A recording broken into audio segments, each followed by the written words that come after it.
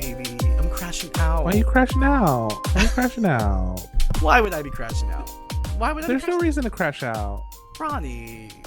What? Rhani. There's no reason. There's no reason. You know what? Like, everything is good. Everything. I don't think things have ever been chiller. In fact, I kind of want a little bit of excitement. I woke up the other day and I said, "Huh, it's a little chill. It's a little chill right now. What if something happens? What if a little something spicy happens?" Yeah. And alas, but you know what? Surely nothing ever happens to two alums of Utah Valley University. Stop it, Rhani! And with that, welcome to A Song of Spice and Rhani, a Game of Thrones Song by Spire podcast for the girls, the gays, the theys, and the well-behaved straights. I am your Utah Valley University alum, Rhani. And you are of course, my co-host, Utah Valley University alum, Spicer. No, Rhani, no. Rhani, no. It's fine. We went to college and we got bachelor's degrees. How exciting. And every single week with those degrees, we're going to go over 3 chapters. Can't look at your face. 3 chapters of the A Song of Ice and Fire book series, going over what happens. Looking at me, going over what happens, theories, and our favorite deaths.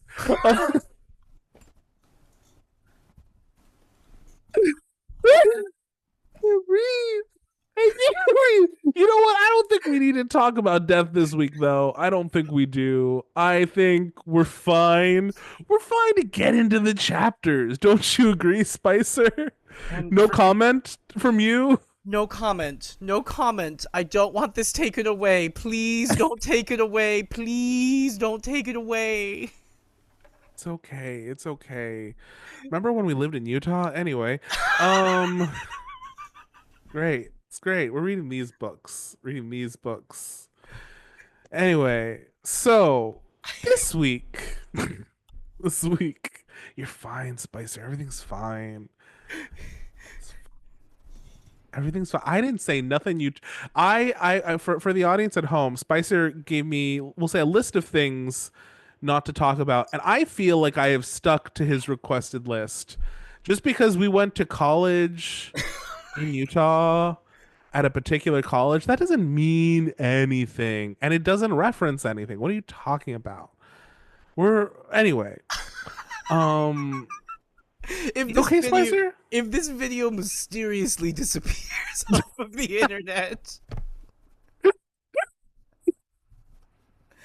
if months from now you see pictures of 2 people that look like us in El Salvador,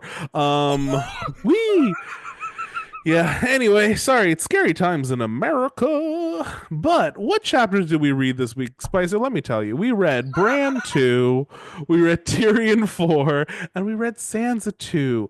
3 great chapters during a very normal week. So I drink your drink. I'm gonna tell you what happened in Bran II. Does that sound nice, Spicer? I think that sounds nice. I'm just here with my rum and coke, baby. Go on. Yeah, you are. You don't got a problem. You're great. Anyway, so Okay. First off, how dare you? How dare you? I am having a nice cocktail while I do my nice little book podcast with my bestie. I don't have a problem. You don't have a problem. I don't think you have a problem. I don't think you have a problem. I was banter. It's banter. Do you want to talk about UVU some more? Our memories? Oh my God! Stop it! I'm sorry. Anyway, Bran. You want to talk about Bran? Talk about Bran. Damn it! Talk about Bran. Talk about the wolf dreams. Talk about. Talk about the magical disabled boy, please. The magical disabled. I'm trying. Magical disabled boy is still magically disabled.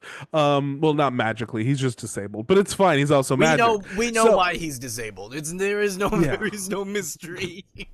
No. but he's having a time. Is it good? Is it bad? It's but he is having to do a job, because when you're a lordling, you got work to do, especially when all the other kids are off doing war. The slightly younger kids get to act like they're in charge of everything. So Bran is in charge of receiving all of the guests who are attending Winterfell for the harvest festival, because they're all attending and they're deciding what they're going to do with their like harvest stores, and they're also like bringing any requests and issues they have to the Lord of Winterfell to, help settle, disputes or judgments, or figure out like, hey, I need permission to do this thing. And who gets to help with that? Bran, because Bran is almost 9, as he reminds us. And we meet a colorful cast of characters. We get Wyman Manderley, who's too fat to sit a horse, and boy, is that true. He's so fat, as George likes to constantly remind us. We meet Lady Hornwood, who is a poor widow who is being everyone's trying to marry her. Everyone's trying to marry her because she's a widow who's got some land, and there is nothing that these white male lords want than just acquiring more land. It's very on brand. And you got some Umber uncles. They're big. You got some. You got some Kerwins, you got some Tallhards, you got everybody. Do you know who you don't have, though? Do you know who doesn't show up? Fucking Howland Reed, because of course he doesn't. Because Howland Reed can't show up and tell us what everything means in the story. No, he can't. He's a mystery. International man of mystery, Howland Reed. But anyway, Bran receives them all. He listens. He's pretty bored for most of it. Occasionally there's something interesting, like when he's hearing everyone talk about like Lady Hornwood and like the politics of everyone trying to marry her, and then he's like, it's fine. But anyway, so he keeps getting like shepherded back and forth for these audiences by Hodor, and when Hodor is carrying him, he gets to like be carried in this like basket backpack thing, and Bran has to be careful about it, because if Hodor ever gets excited, he might crack his skull on the ceiling. Whoopsie day. And then on his way to one of these meetings, he sees those Frey boys outside, and they try to make fun of Hodor because like Freys can't be any more monstrous. Apparently, they also have to make fun of the disabled people around, just generally. If you're disabled, they're gonna come after you. Apparently, and then Maester Luwin yells him in a bit. Anyway. Finally, Bran goes to the Godswood because he wants to chill. He meets Osha there. Osha's like, "Hey, I'm naked and swimming," and Bran's like, "Oh, yep, that's normal." And then she asks him, "Hey, have you had any more wolf dreams?" He's like, "Fuck you, why'd you ask me about that? I don't want to think about this." And then she leaves, and he's like, I don't want to have a wolf dream. I don't want to have it. And then he has one. He has one. Ooh, it's bad. And then one of the other people who arrives, Lord Kerwin, he arrives, and he sees Bran, and he's like, "Hey, Bran, how you doing? You doing great? You doing great? I got a letter from Stannis. Did you?" And Bran's like, "I'm 9. I'm 8. What are you talking about? I don't read letters and shit." And Kerwin's like, "Yeah, no. Apparently, Joffrey is a bastard, according to Stannis, and he's not only a bastard, he's an incest bastard. Oh no, because Cersei did her brother Jaime." And then suddenly Bran has a mental breakdown. He's like, "Why is this information upsetting to me? I can't figure it out." And then that night he has another dream, and it's worse than all the other ones. And he dreams of a golden man eating him out a window. End of scene. Spicer, what'd you think? What'd you think about that? Back. Oh my god, excuse me. I got my COVID and flu shot yesterday because RFK can't keep me down, baby. And I said I want more autism. Said double me. Another. Inject it straight into my veins. I want to talk about so many trains, damn it. To be clear, for the FBI monitor that is most certainly listening to this podcast now. Hey. Vaccines do not cause autism. We want to be very clear about that. But even still, give me another. So yeah, my throat is a bit flimmy from it. Yeah, if you do get your vaccine, public service announcement, make sure to give yourself a day to recover. Yeah. It's potent this year. Yeah. It is. I woke up the next morning, chills, fever, body ache, and I said, "Oh, Great. So we're not doing anything today. We're not doing anything Which today. is fine because sometimes you need that. So you just get your vaccine, eat some soup, and lay down and watch some TV. Okay, just do it on like a Friday, and then Yeah. spend your Saturday with your soup and your TV. Okay, you'll be fine. That's literally what I did. That's literally what I did. It was great. But yeah, no flu or COVID for me. But anyways, so but yeah, damn. I will say before we get into the sort of all the notes I have, I think this chapter is just like a dating show. Like I think this is like Bachelor number 1. Like, like he is the Lord of White Harbor, and he's too big to ride a horse. It's Lord Manderley. And then there's yeah. Sorry, go on. It's literally and then Lord Manderley's like, I would turn up the thermostat to a sensible 74.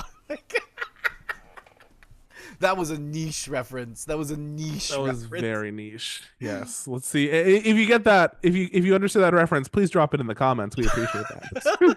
Give us a gif of specifically the drag queen we are referring to.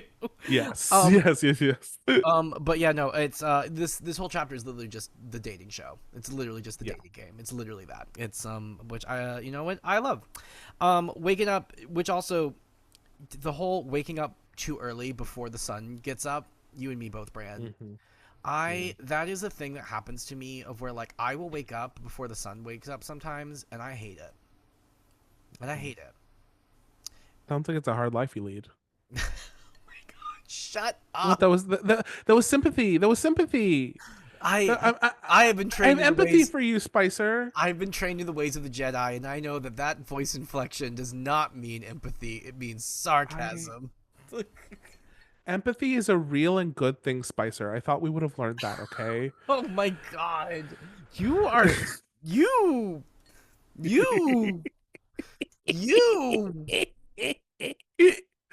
oh my god. Anyways, but you know, Jon, I also realized something else about this. You know, we always like to shit talk Jon about like, I'm a bastard. I'm a bastard. Yeah. Bran is the same way of I'm a cripple. Which, like, I will give Bran more of an excuse because Bran is a child, and also, like, you know, this is a recent addition to his life. Yeah. But I do kind of want to be like, baby girl. I don't think you're alone. I think the people who dislike Bran chapters often kind of point to his attitude as one of the contributing things they don't love, which, like, I get to a degree. He does linger on that thought a lot, but also, as you've said, like, he's 8, almost 9 as he points out, but he's still like an 8-year-old who you know what it's giving? It's giving like goth boy in like, but even like it's giving like goth boy. It's giving like Wiccan from the Witch's Road, from Agatha All Along. Yeah. Okay. Yeah, it's giving like that sort of like gay like goth boy. Like that's who I'm picturing. Like you're just picturing Joe Locke as this 8-year-old. Yeah. Joe Locke, that grown man, is playing this 8-year-old with his like eyeliner and his black painted nails, just being like, "Oh, I'm so sad, I can't climb no more." Like, that's what you're picturing right now. I'm so sad I can't climb no more, and I'm in love with the rugby star. I did see Joe Locke on Broadway. On the Broadways. He was great on the Broadways. You did. You saw him in Sweeney. I heard he was good. He was real good. He's real good. He sang real good. But yeah. Also, I know it's so problematic. The bit where it talks about Hodor getting excited at the smell of bread, and it's like a fucking Hanna-Barbera cartoon. Like. Okay, yeah. I want to break this down just a little bit. So, for if you haven't read, this is problematic. It's also one of my favorite bits. Basically, because they've constructed this like basket thing that Hodor wears like a backpack, and then he can put Bran in it, and then he can like walk around carrying Bran that way. But Hodor is like 7 feet tall, and Bran adds like another little bit like sitting in the thing, so they're very close to the ceiling. And if Bran isn't careful and like really ducks into Hodor, he can like crack his head on these stone ceilings. And when Hodor at one point smells bread from the kitchen, he bolts before Bran can like tuck his head, and Bran cracks his head open to the point that Lewin has to stitch it closed. That and then it gets better, and then it gets better. Roderick is like, hey, why don't you wear a metal helmet while you're with Hodor, just to be safe. And then it's like, but he can't because the other kids make fun of him for wearing the helmet, because that is objectively ridiculous. I know. It's not great, but it's so funny. But it's so funny because it's like a Hanna Barbera cartoon. Like it's like I have like the image of the like the sound effect they do like when they're like running like. No, it's so funny. It's so funny. I'm sorry. I'm sorry. It's also like we're towing. I think we're towing the line in like what's in good taste, but also like I am reading this with the understanding that like this was written 30 years ago, before any sort of like thought was put towards that. Yeah. But hey, you know what? Actually, so like, sorry, I'm gonna stick with this for a second. Yeah. Something that I do think kind of helps is, yes, we're playing a little fast and loose with this like portrayal of like Hodor and like what he's likely to do. But then like Hodor like has people who like love and care for him and defend him against assholes. Yes. Because when like the Frey boys are like being mean towards him, Bran is like, I will set my wolf on you if you say one bad thing about my sweet friend Hodor. How fucking dare you, you weird bridge boys. You weird boys where your personality is just bridge. Freaks. And even like Maester Lewin comes out and is like, hey, you little freaks, listen up. Like, bridge freaks, listen here. Bridge freaks, bridge trolls. Like, I don't care if you're lords. You trash. Don't talk about my boy. Don't talk about my boy, Hodor. Oh my god. Yeah. Also, I would love we get some anti-Lannister propaganda. With the shields of now our targets are just painted like Lannisters. So funny.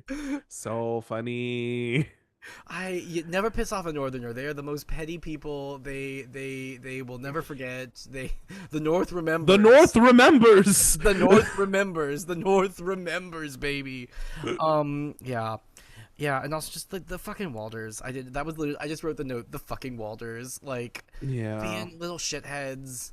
The apple does not fall far from the tree, which, like, I do think that's an interesting thing to talk about. Of like, it's very interesting how a lot of these, like, you can sort of see how like stupidity and ignorance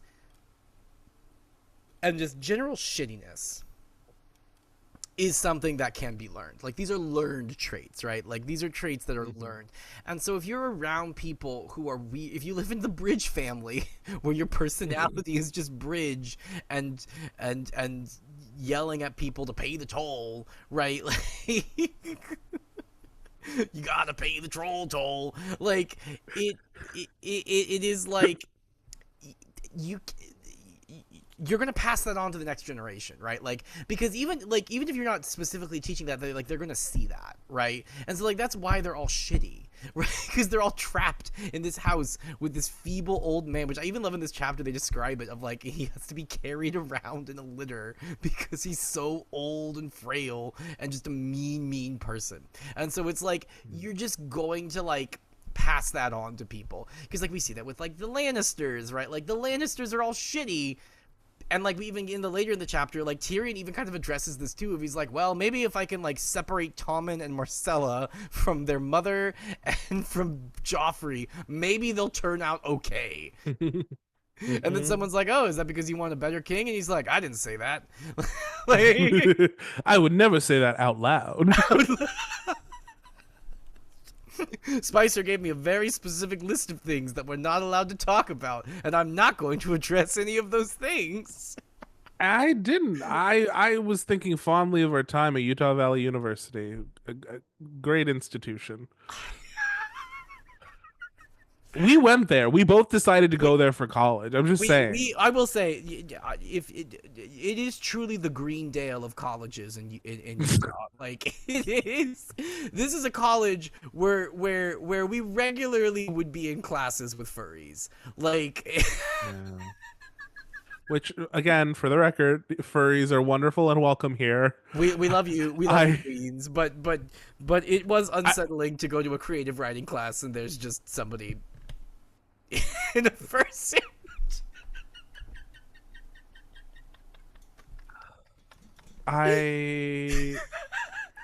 No comment. Oh my god. So, but anyways, moving along. I do also love that we get Maester Luwin. I think is the only one that who in the entire book. Maester Luwin's a real one. Maester Luwin is a real one. Maester Luwin is a real one because I think this is the first person who is like, Bran's a child. Yeah. Like, because even Ned Stark, our favorite cop dad, Bella Swan's Captain Swan of Charlie Swan, even our favorite cop dad, like being like, you're almost a man, and Maester Luwin's like, you're 8.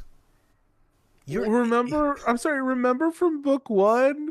Remember when Catelyn's like, yeah, Rickon, who is 3, is a little scared of the wolf. And Ned goes, well, he's got to grow up. Winter is coming. To the 3-year-old!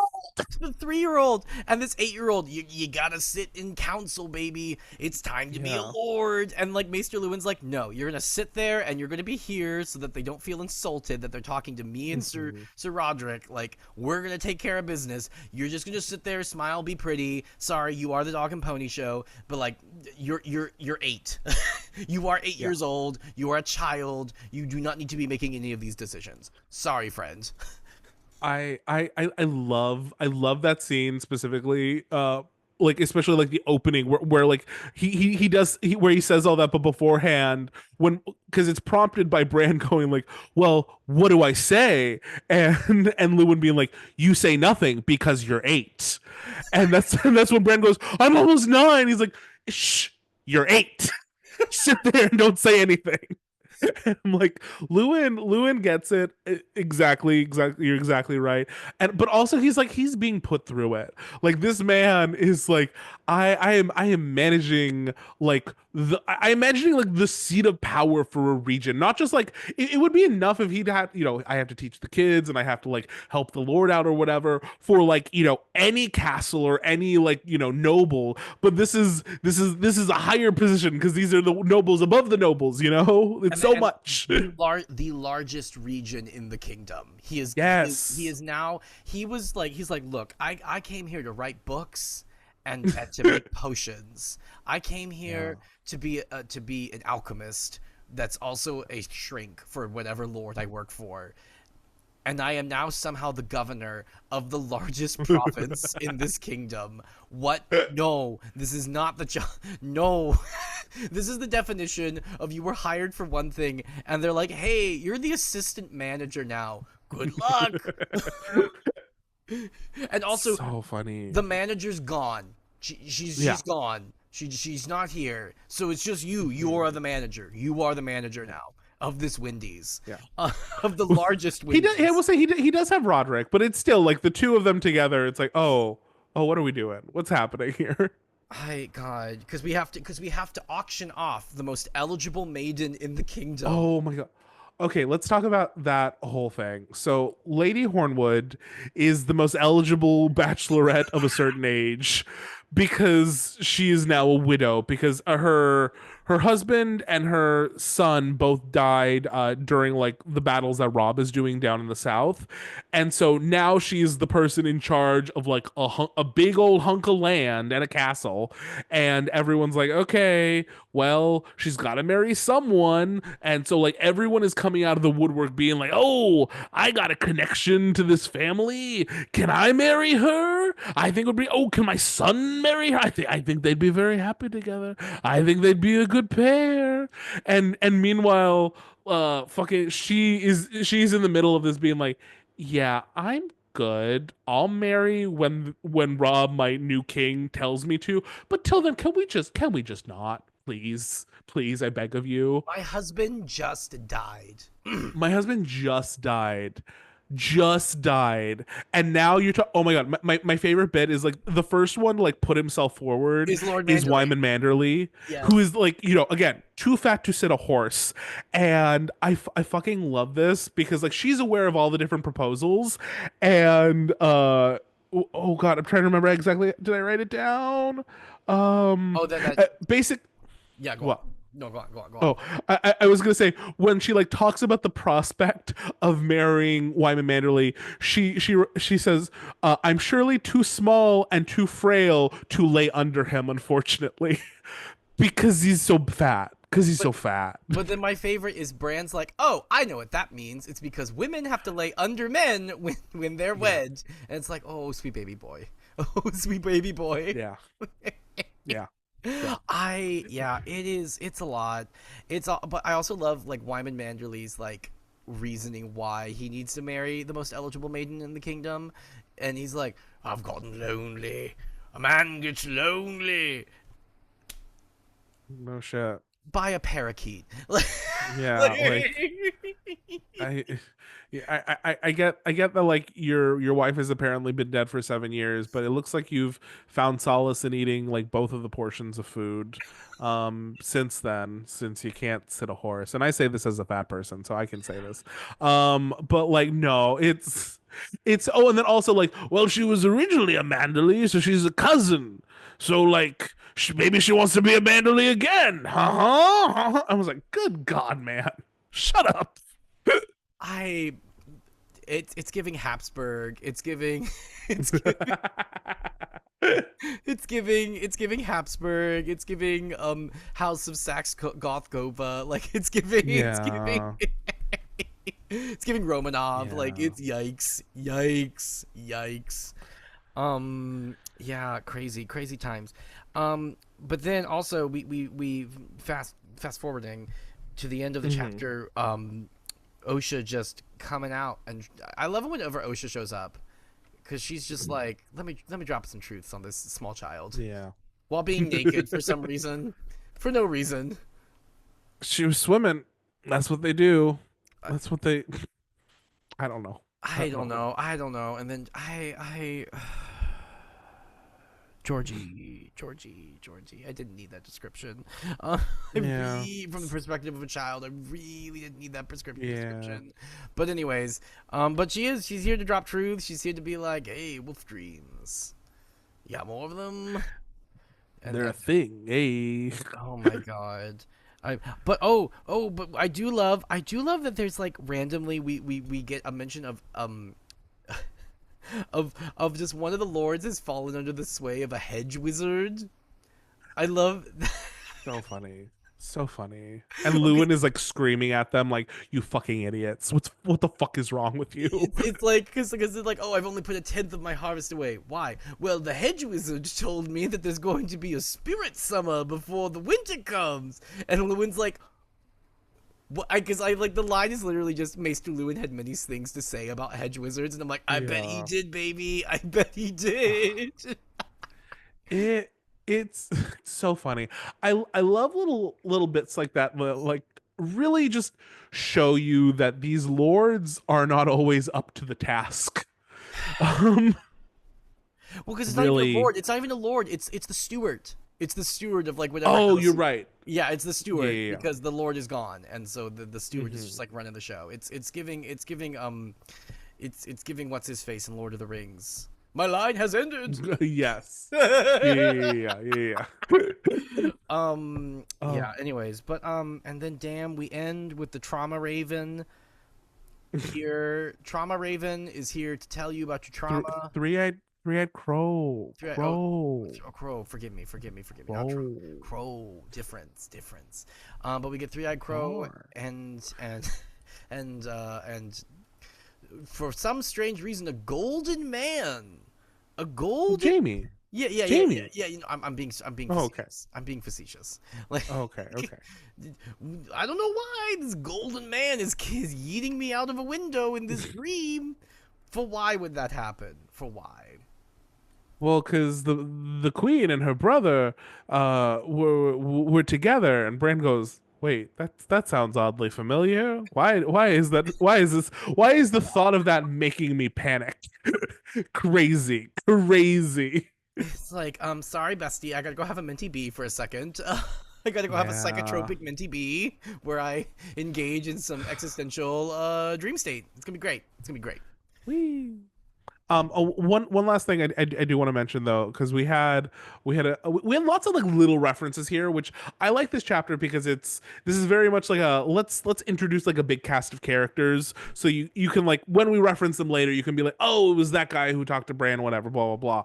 We have our first reference to a certain Bolton bastard who will become a menace later on, who is amassing an army at the Dreadfort, which is the seat of House Bolton, seemingly because he wants Lady Hornwood as well. Yikes! Oh, and then we get a reference to him hunting people, the greatest game. Yeah, yeah.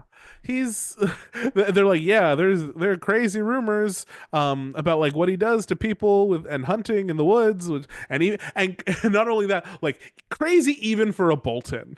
Like that's how this the North, like everyone knows like the Boltons are a little like off kilter, and even them they're like, you know what, no, I think it's worse than the usual. He's hunting people, he's doing people hunting, like Yeah, with his deranged sidekick Reek, which yeah,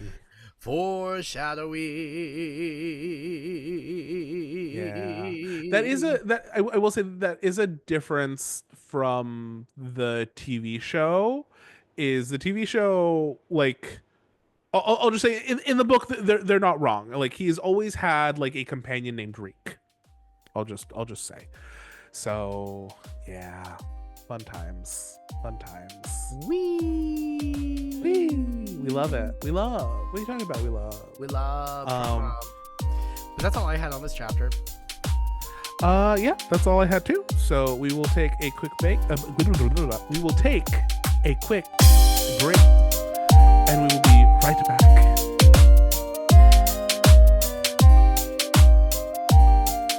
Okay, and we're back. We're back with energy.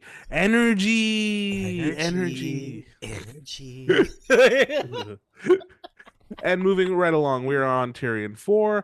So Tyrion's playing a little game, and it's a game that we all loved in the TV show, and it's just as fun in the books. So Tyrion is meeting with three different. Who's lying to me? Who's lying to me is the game. Yes. Who is lying? Well, Tyrion meets with Grand Maester Pycelle, who is just the worst. He's just the worst bootlicking piece of shit. I hate that man. I'm sorry. Prunes. Boiled Prunes. Boiled prunes. Watery boiled prunes. Sorry, I just. Oh. Yeah, no, it's fine. But so Tyrion meets with Pycelle and is like, "Hey, I got a letter here. I need you to mail it to the Prince of Dorne, Doran Martell, okay?" And Pycelle's like, "Sure, I could do that." And he goes and he does it. He looks it over. He's like, "Oh, should we discuss this with anyone? Like the king or your good sister?" And Tyrion's like, "No, I speak with the king's voice, and we don't need to bother my sister." And Pycelle's like, "Oh yes, women, the frailty of their sex. Oh yes, she's amazing. She's an amazing woman, but that's in spite of her being a lady. Ooh." And Tyrion's like, "Uh huh, cool. So sorry. But anyway, so the letter that Pycelle mails is to Duran Martell, and it is offering Myrcella to Warden Dorne and marry, one of his sons. And so he leaves him. He leaves him, and he goes and he sees Cersei for a second. Cersei is pissy, as she always is. She's always just pissy. What was she pissy about? I'm trying to remember. Oh, because Janos Slint. Well, yeah, but then also Papa needs to come and protect me.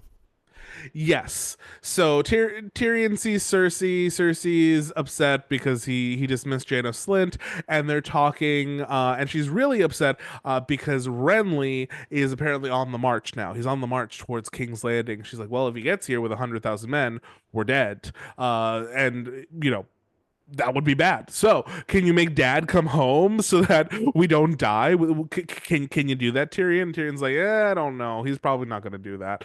But also, Tyrion, am far more worried about Stannis because Stannis is actually like good at war, and I'm not super worried about Renly because Renly is taking his sweet time and just kind of like moseying along in our direction. But anyway, then he meets with Littlefinger, and Littlefinger is just a slime ball. He is just weird, and he's constantly talking about how he banged all the Tully sisters. Dude, please just get over it. It's weird. And then he's like, oh, do you have a scheme, Tyrion? And Tyrion's like, yeah, no. So I want to bring the Arryns into the fold. So we're gonna marry Myrcella off to the Arryns, and then we'll have Lysa send her men to like help with like Stannis and Renly, so she doesn't have to hurt Riverrun or anything. And Peter's like, ooh, what do I get? And Tyrion's like, you can have Harrenhal. You can have the Ghost Castle. Would that make you happy, sir? And Peter's like, yes, it would, but I gotta be cool. I gotta be cool. I gotta be chill about it. Sorry, I can't. And so he tries to be cool, but Tyrion's like, I see through you. I see through the lies of the Jedi. I know you want this so bad. Okay. But anyway, Littlefinger agrees. He's like, cool, whatever. Then Tyrion goes and he meets with Varys, and Varys is like, ooh, you've been promising people lots of things, but I don't understand. Like, how can Myrcella marry both of these people? That seems kind of not correct. He's like, oh, well, I think I'm actually probably going to also send Tommen down to Dorne and also send the person who murdered Elia Martell, the Mountain, so that they can, have their justice. And so it'll be cool. Whoever, whoever's lie finds their way to Cersei, I know that they're my enemy. And Varys is like, ha ha ha ha ha ha. And then Tyrion's like, yeah, I did it. Boom, mic drop. Are you bored? I'm not bored. Are you bored? I love it when I dissociate just for even the slightest second. You're like, no attention, mine. Like, give me attention.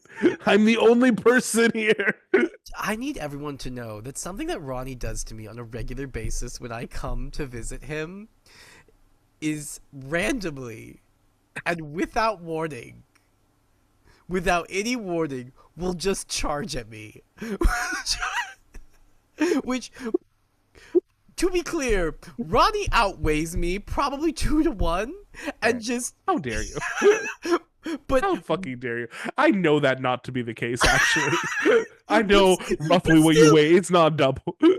But still, okay. But even still, without warning, will just charge me. And then we'll stop right before he gets to me and goes, I could kill you. Gotta keep you on your toes. And sometimes, keep you on your toes. And sometimes when I'm going to bed, the normal time when people dissociate, and the lights have been turned off, and I pull the covers up, and I'm about to go to sleep, that bitch will charge me in the dark.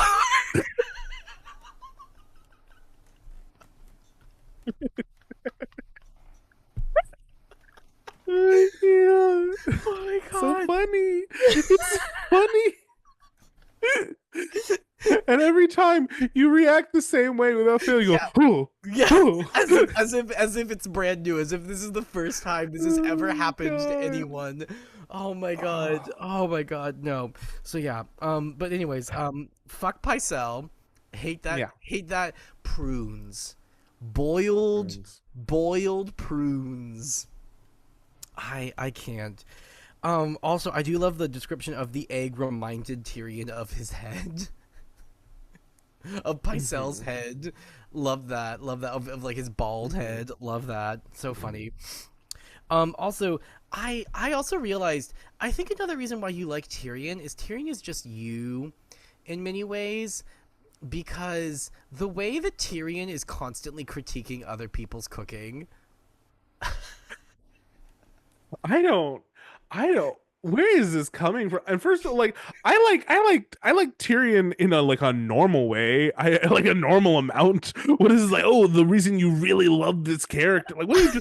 Wait, How? you said you love because you love his chapters. Always said you love his Yeah, chapters.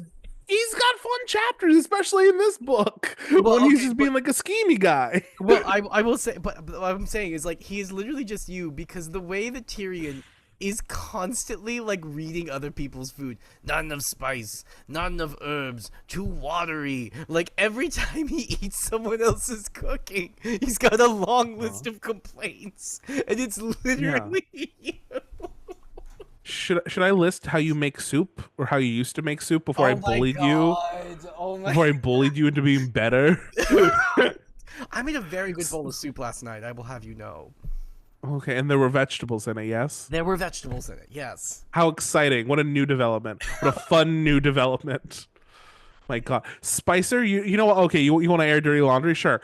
Spicer used to open a can of chicken and put it in like a pot of water, sprinkle like a pinch of a couple herbs and like a little scoop of bouillon and be like soup.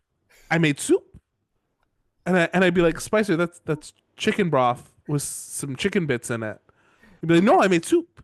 I made soup. I brought soup. You see, I made it so I could bring it to work. I'm like, but where is anything else that goes in soup? Anything the water, canned chicken, and a little a dainty scoop of bouillon. Who are you? Who are you? That's not soup. As I said all those years ago, that's not soup. You put other things in soup. You put vegetables in soup. You put noodles in soup. You put potatoes. You put anything. Herbs, spices, chicken broth. I will have you know, I made great chicken soup yesterday. There was chicken in it. There was Uh-huh. I used bacon because that's what I like Oh brown God, chicken just in more it. meat. Yeah, well no. There was potatoes. There was chopped celery and onions, which I and Okay, parsnips better. because I'm allergic to carrots.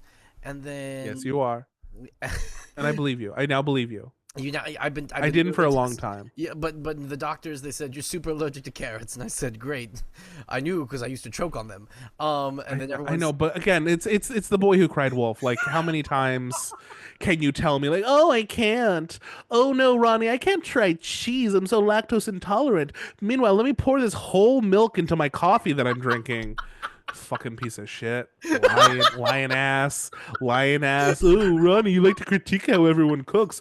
Yeah, well, if they don't know how to make soup and they try to make soup in front of me, yeah, I might be like, hey, are you missing a few things there? I'll go buy you vegetables if you want to put it in your soup. You go, no. This is my soup. This is well, my soup. And guys, no, no. I'm taking back the mic. Audience. The way that this completed quote unquote soup would be like, it would just be like this, like brownish, dingy looking liquid. Look like dirty dishwater. Look like dirty dishwater. And because it was like canned chicken, because apparently because you couldn't like spring for I don't whatever, just a chicken breast to cook and chop up or whatever. Because it was canned chicken, it had all like flaked into nothingness. And so he would scoop up a bite of soup in the spoon, and there would just be these like tiny little flakes of like bits of chicken like just floating around in dingy looking water. And then he'd eat it and be like, soup. And I'd be like, that's not that. Words mean things. And like, yes, the language changes. And I made this argument before. But you know what? In this specific case, no, I'm an absolutist. Soup is soup. Soup is soup. I made it. You would have liked this soup. It had celery and parsnips and onions and spinach and I'm very proud of potatoes you. and I'm very proud of chicken, you. and there's some bacon in it, and there was Uh-huh. there was and there's That's soup. and then it was garlic and turmeric and ginger. It was all the things. They were all there. Okay. Because I made it specifically because I knew I was from. It was because the vaccine. You I were was, I feeling sick. You wanted all the aromatics, the alliums, everything to open up. I get it. I get it. yeah. So, anyways, no, it was very good. It was very good soup. Anyways, but back to the dragons. Sorry for the soup digression, guys. We had to open up some trauma. We did a little couples therapy on the podcast today. All because I reminded the world that you were a Utah Valley University alum. Oh my All because I god! reminded everyone. Don't deny it. I see through your lies. I see. Oh my god! Roddy, I don't want to go to Anyway, jail. Oh my god! you're fine. You'll do great in there. Oh my I god! Oh my god! Okay. But yes, but it is you. It is you. We literally would like go to like people's houses sometimes to like have meals, and the way Roddy would turn to me and be like, because I'd be like, I'm waiting to see your move. What are you gonna do? What are you gonna do, Spicer? God. Anyways, but Tyrion's constant critique of food, it's great. Also, I do love the line because then when we get back, because Tyrion, he's just so busy. He's the busiest boy that ever was busy, and Bronn is now not only his personal guard but also his secretary. Yeah. And Bronn's like, oh well, this lord came to see you, and this person came to see you, and Tyrion's like, ugh, to be needed, ugh. And then it's like, you were the most powerful person in the world. This is what you've always wanted. Shut up, Tyrion. Yeah. You've always wanted this. You've always wanted. Just enjoy it. Stop pretending like you don't enjoy it. Just enjoy it. You love every minute of wanting to be wanted and wanting to be needed. You, Mr. Daddy's issues, problems. Like, come on. You love this. You love this. But I do love, because apparently, not only is what's-her-face in the north the most eligible maiden in the kingdom, Tyrion is now just the most eligible man in the kingdom. And the way this one specific lady is, is there a man out there? Like, trying to get Tyrion to marry her daughter, who we need to be told is old, ugly, fat, never fucked anybody in her life, like, and just the way that we have to be told, this is the ugliest lady. She's so ugly, Rhani. And I do love the line because Tyrion's like, oh well, you could go, like, you go wine and dine him. And he's like, unless you want to send Shagga, and because we get the funny line of like, Shagga probably would eat the maid and marry the goose. Like, That was funny. No, that was funny. Because it's just a funny play on words, and he does a little thing. It's like, I love it when George gets to be funny. I love it when George gets to be funny. I like, in another life, George would have been a great like lyricist. Like, he would have been like on a Sondheim level, the way he would have, like, he likes playing with things. It's just funny. I just love it. Also, I do love when he's arguing with Cersei. And Cersei, because Cersei's just all. I love how every time Cersei sees Tyrion, she's like, I need to unload on you on every issue I have with you.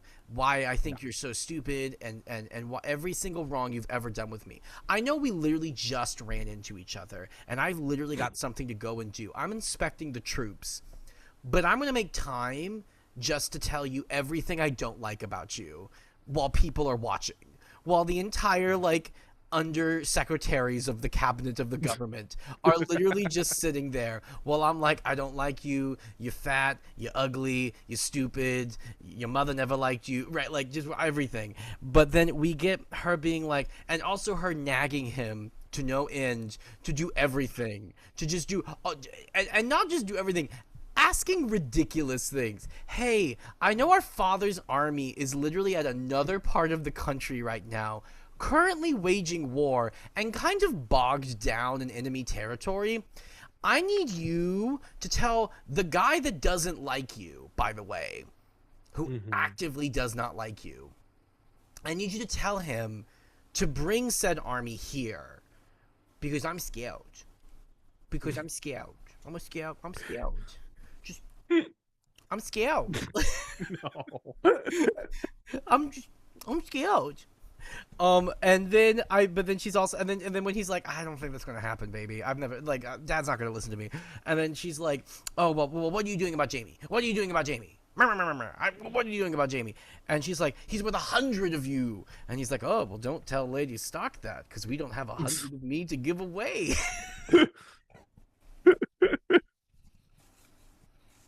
Their dynamic specifically, I just love because her like lack of awareness that like he's fucking with you. Well, I mean like she knows, but like she doesn't have like the self-control to like stop herself from like keeping the ball rolling because she wants to like nag him, she wants to like go in on him, and then like doesn't recognize that like he doesn't mind when you do that. In fact, he's having a hoot here. He's enjoying like pointing out your how dumb your ideas are, and then like, yeah, no, Dad can't cross the country right now at your whim. I'm sorry about that.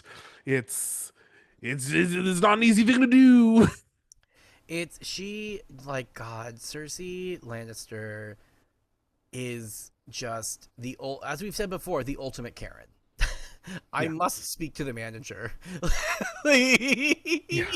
When's Dad coming home? When I'm telling on you when Dad comes home. Mm-hmm. God Mm-hmm. above. Um, but also then fast forwarding again, we get to the Littlefinger, who, what a piece. Once again, I know we said this before, but what a piece of shit. Just Yeah. it's and him coming in his like fucking like yellow doublet, and it's like, girl, I get that you bought your fucking $20 fedora at Target, and you think that you are so slick right now. You got your fucking Goodfellas like suit on, and you think you're some shit, don't you? Yeah. And talking about the girls that you banged at band camp. Like I just, one, nobody believes you, and two, you, just you, man, just you, get over yourself. God, what, who is this for? Like, who is this? Is, I think it's just for himself. Like, I literally Yeah. think it's for himself, because he has to know that nobody believes him.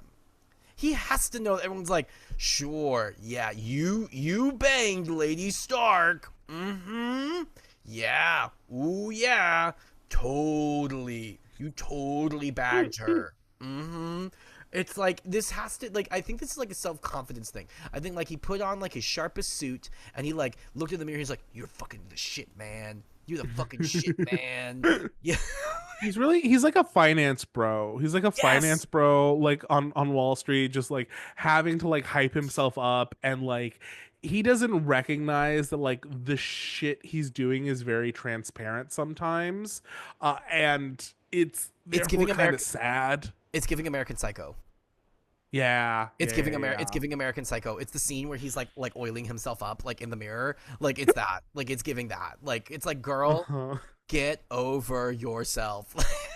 But I will say not to discount any of this. Like there is like a danger to him for realsies, which I am glad that like Tyrion kind of spots right away, because he like notes that like, yeah, no, he has somehow climbed very high for his station, and that's kind of weird, and it's seemingly because like no one suspects this guy of ever being a true threat, so Because he we just let makes him. money appear.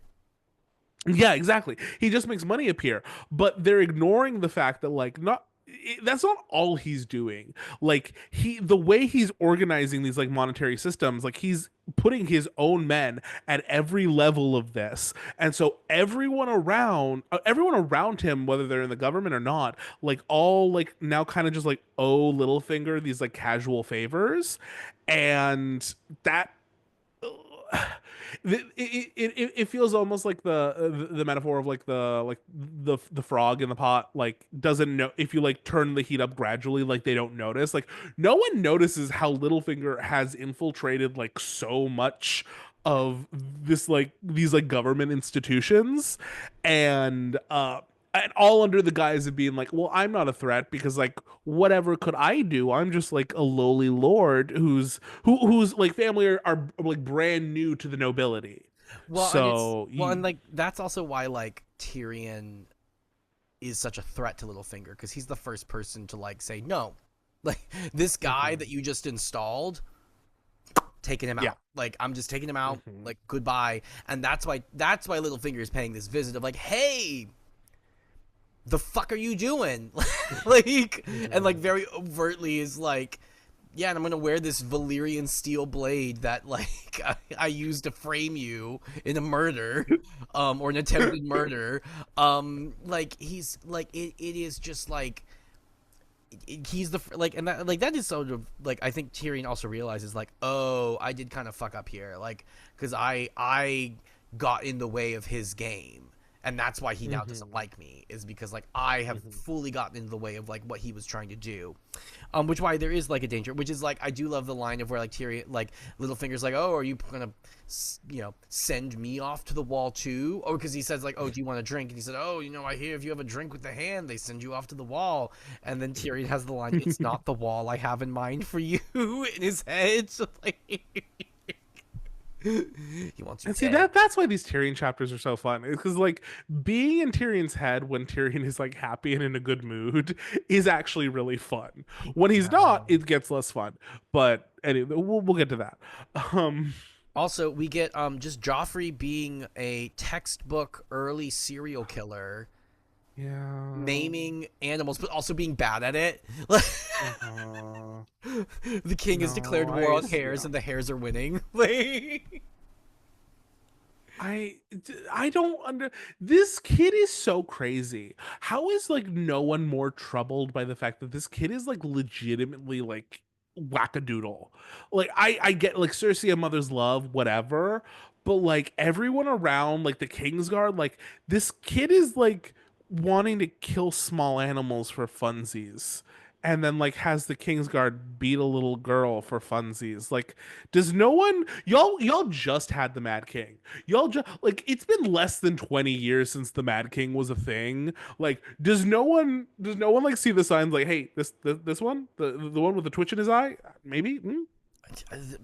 Who knew the incest bastard baby is actually problematic, is actually a deranged serial killer in the making? Like there ain't no Targaryen magic here to make it to make the incest go away or whatever. Like no, this is just regular old Habsburg bullshit. Like this is just some yikes. This is why we don't mix genes, because then whoops, you made a serial killer.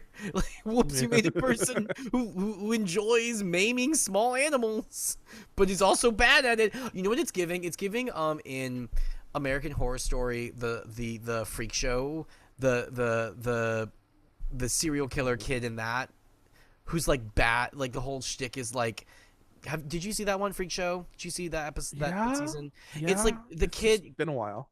It's the kid who like is like he's the Mott, whatever his name is. He's like a serial killer, but he like wants to be a serial killer, but he's like really bad at it. Like that's the whole shtick. Is like he's not good at being a serial killer. Like, and it's that. Okay. Like he's deranged like one, but like he's just bad. Yeah. He's just because he's bad at everything. But like that's Joffrey. Like he's a deranged child, but like thankfully he's not very good at it. Like his incompetence is he is the first Trump administration. His incompetence is his only saving grace. What fun times those were. Yeah. Anyways, but then yay, we see Tyrion setting traps. We're setting traps, baby. which is very enjoyable here. I will say I think the show like simplified it a bit because they had him also kind of like lied to Varys in the exact same vein, Yeah. whereas here he changes the lie a little bit with Varys, which I think is appropriate because by this point we've established that he and Varys are kind of have a different working relationship at this point because they like kind of they do work together a bit, like in the case of Shay, and like so there is some current like exchanging of secrets, so he needs to be like a little more careful in how he plays that one. But no, it's really fun. It's really fun to like see him clearly testing them. And I love the very first time I read it, and then on this one too, I love the like the count off as he's like Yes, uh 1, 2, and doing 3. yeah, like laying the trap for each of them, because I remember the first time I read, I'm like, why is he thinking of the like I think I missed the first one where he says one, so when he says two, I'm like, what are you talking about? And I like went back a few pages, I'm like, oh, I get it, this is fun, it's cool. No, it's fun. Once again, all I do is win, win, win, no matter what. Yes, yeah, that's Tyrion right now. Throw your hands up in the air, and they stay there, and they stay there, up, down, up, down, up, down. No. DJ Tyrion, just DJ Tyrion winning. Oh my god. Anyways, that's all I got. Yeah, same. So, we will take one last break, and then we will be right back.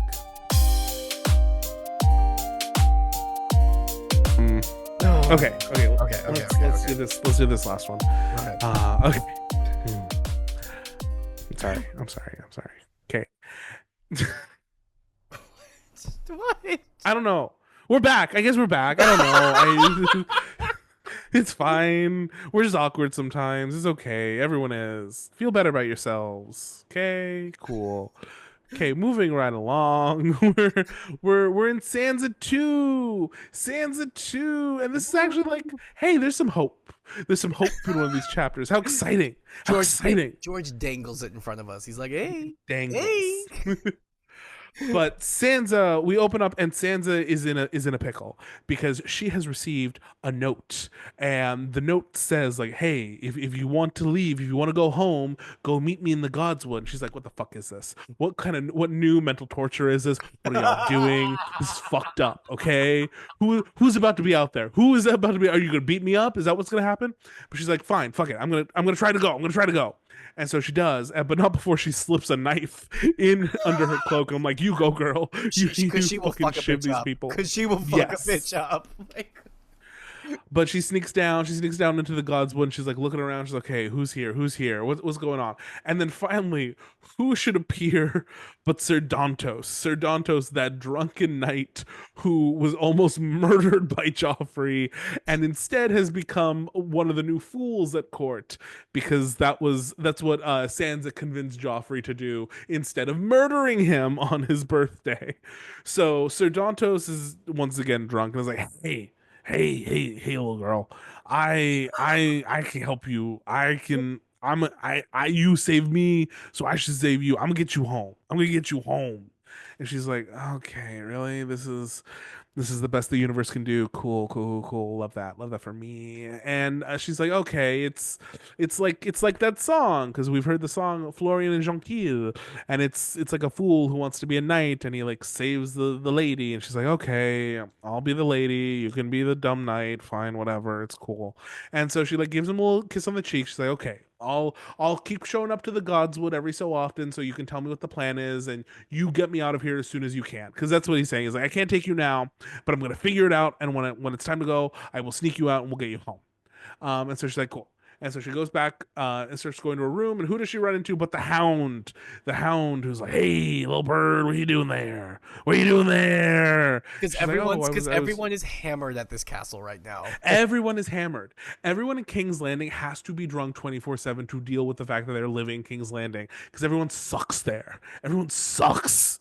It's ruled by a little sociopath. But anyway, so the Hound is, hammered drunk, and he's like, "Okay, I'll walk you back to your room." And she's like, "Why do you let people call you dog or whatever?" Because they meet Sir Boros Blount, who is just one of the King's Guard, and he sucks. And he calls him dog, and then she's like to the Hound, she's like, "Why do you let people call you dog but not knight? That seems weird." And he's like, "Oh, dogs are good. Dogs are good. We love dogs." And then he gives us kind of the history of his house and how once again he's like kind of one of those newer houses who his grandfather and his grandfather's dog saved Tydos Lannister, Tywin's father, from a lion, and because of that they were rewarded with like a bunch of shit, some land, and so now they have a house, and their symbol is the three dogs on like a yellow field because those were the dogs that died saving Tydos Lannister. How nice. And then he gets there. He walks her back to the room, and he's like, "Hey, you gonna sing that song for me? I want a song." And she's like, "Do you want Florian and John Keel?" He's like, not that one. Fuck, I hate that song. You'll sing a song eventually, though, one way or another." And then he leaves very sinisterly. End of chapter.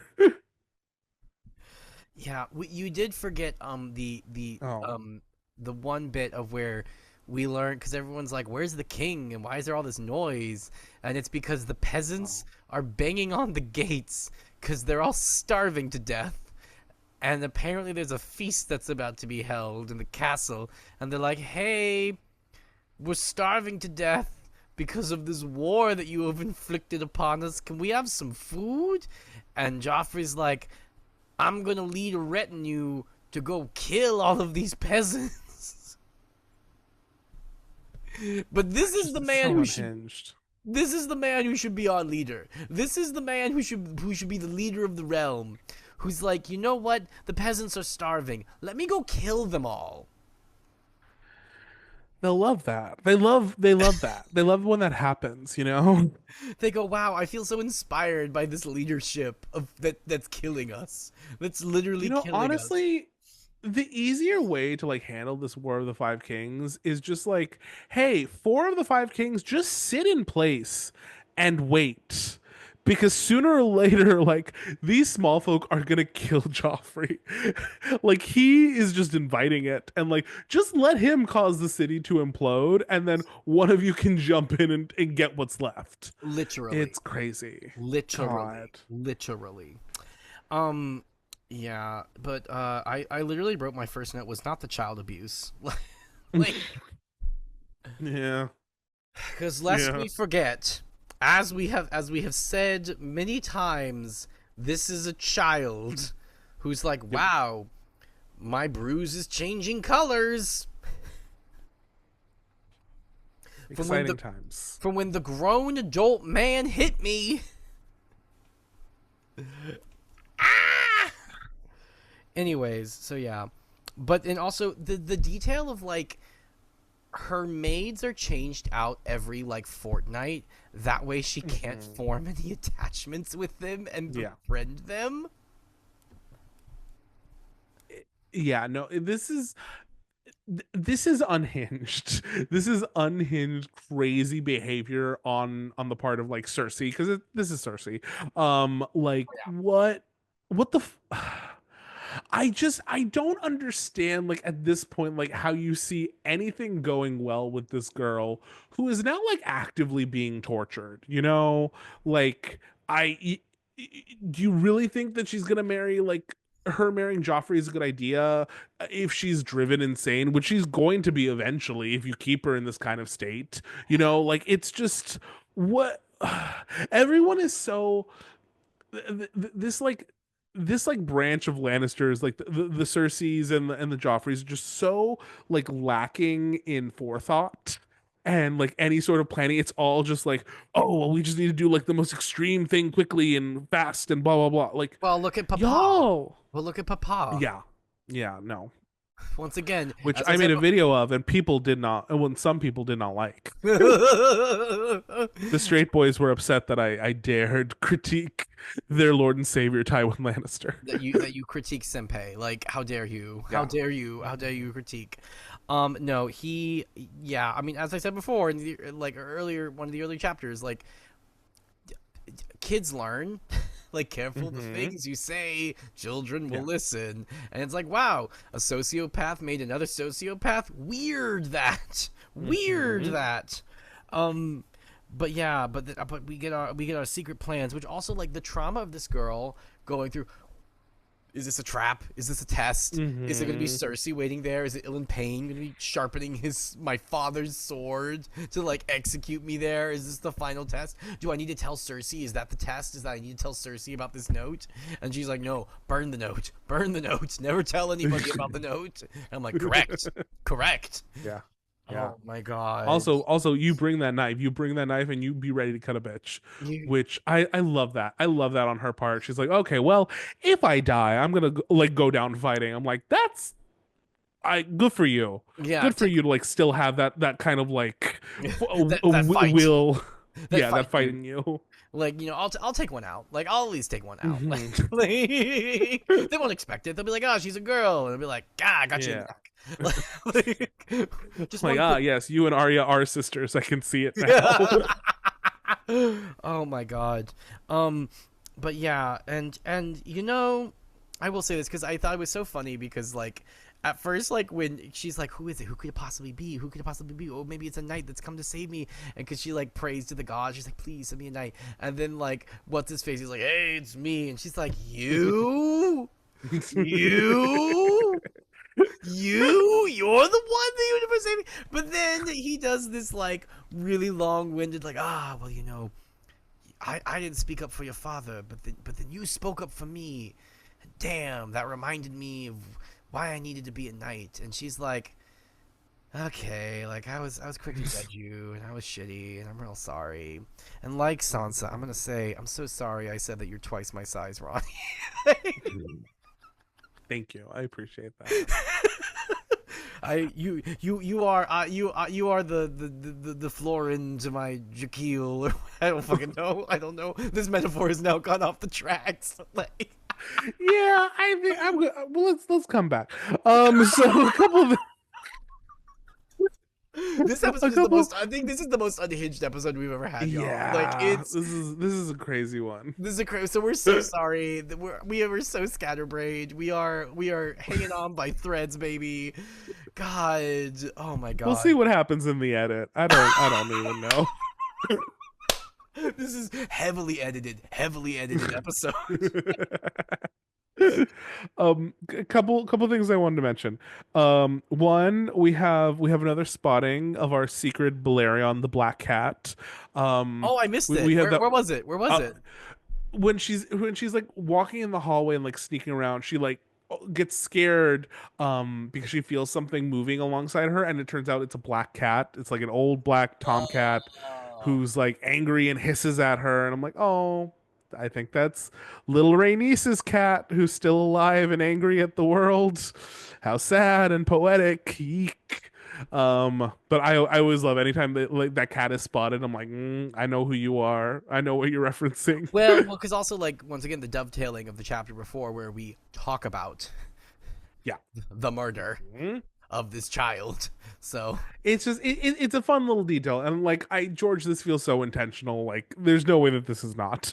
Um, but then another couple things. One, you talked earlier about like George loves his like wordplay. Like he could have been a lyricist in another life. When he's talking about Boros Blount, and he yes, says he was all scowls and jowls. yes. I Georgie, that's funny shit. That's funny shit right there. It's Like, a I love very it. it's a very short way to the pension, the paunch, and the paunch, and the pouch, and the pension. Like, come on. Like, Yes. it's giving Yeah, song time. It's giving song it time. is. It is. And then what was the other one? Oh, I love when she's on her way back to her room and she runs into the hound, and the hound like initially is like annoyed. He's like, "Oh, you want to kill us both like on these stairs?" And then he like pauses for a second. He's like, "Maybe you do." I'm He knows. like you're funny, dude. You're funny. He knows. He knows. He knows. Every time the Hound shows up, the Hound is here to tell. The Hound is to Sansa what Osha is to Bran. Like, Yeah. like Yeah. would kill them in a heartbeat, but also here to tell them the facts of life. Like, Oh, big yikes. Big yikes. And then that last line I love when she's like, she's still like trying to like be polite or what is it exactly? Dang it. I wrote the line down but not the context, and now I'm like forgetting. Um Oh, when he's like, "Oh, I don't want to hear the Florian and John Keel song, but one day I'll have a song from you, whether you will or not." And she responds, "I will sing it for you gladly." And he snorts and is like, "Pretty thing and such a bad liar. A dog can smell a lie, you know. Look around and take a good whiff. They're all liars here, and everyone better than you." Like, oof, oof. And if that is not the inspiration for Sansa to start becoming a better liar, like it's great. It's a wonderful like impetus for what her journey is eventually going to be, because like she's the political arm of the Stark kids now, learning all that shit. And it's yeah, no, it's cool. I like it anyway. Yeah, sad day. Yeah. Trauma for the children. Trauma. Anyway, so Yeah, that's all I got. that's all I Yeah. got too. Okay. Sweet short Cool. Cool. chapter. Love it. Love it. Love it. Love it. Okay. So moving right along. Let's see. Where are you? I had the question. I had the question saved. Okay. It's happening. It's happening now. I'm just gonna keep talking, and then people won't notice the lull. Um, this was just like a silly quick one that made me laugh. If the POV characters lived in modern times, what would their go-to pizza order be? Oh, Tyrion is. Oh, Tyrion's doing a meat lovers. No, no, how dare you? Tyrion, you just said, is so particular about food. Tyrion is getting a Neapolitan pizza. He Oh is yeah. having it. He's having, if it's not flown in from Italy, he's being driven to like the best restaurant that like does everything right. They make everything in house. They're making their own cheese. Like, and he wants like a simple like margarita. He wants like some mozzarella, some tomato, some basil. Like Yeah. but it's all amazing quality because he's the Yeah. foodie guy. Yeah. Okay. Yeah. He's the foodie. He's the foodie. Um, Yeah. No. I'm trying to think. Jon Snow is meat lovers Jon Snow's because meat that's lovers. just teenage boy behavior. Yeah. All the meat. Yeah. Ah. All Um. the meat. Ah. I feel like ooh. Who's the pineapple? Who's eating the pineapple? Who is the pineapple? That's a great question. Ooh. Ooh. Who's doing that ham and pineapple? I'm like going through them. I feel like it should be one of the kids. Yeah. Maybe is it like Arya? Because Arya is kind of like the weirdo who No, like she doesn't would. fit in. No. No, it. You know who it is? It's fucking Lady Aaron's kid. It's fucking.